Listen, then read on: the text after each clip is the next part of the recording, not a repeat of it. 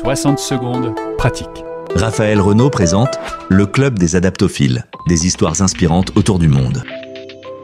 Bonjour à tous et bienvenue au Club des Adaptophiles.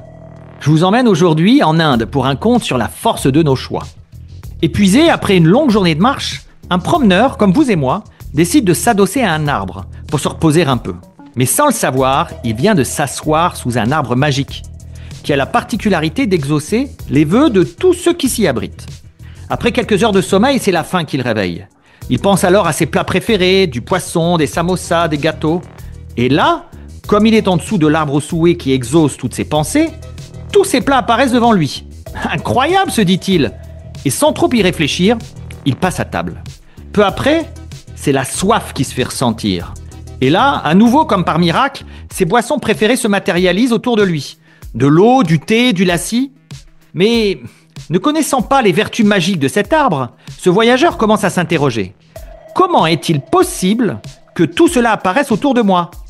Mais qui m'apporte tout cela ? Il doit sûrement y avoir des fantômes dans cette forêt. Comme il est en dessous de l'arbre au souhait, qui exauce toutes ses pensées, des fantômes apparaissent et commencent à tourner autour de lui. Pris de panique, il imagine qu'ils sont sûrement là pour lui faire du mal, et peut-être même le tuer. Un des fantômes se jette alors sur lui et le poignarde, mettant brutalement fin à cette formidable journée.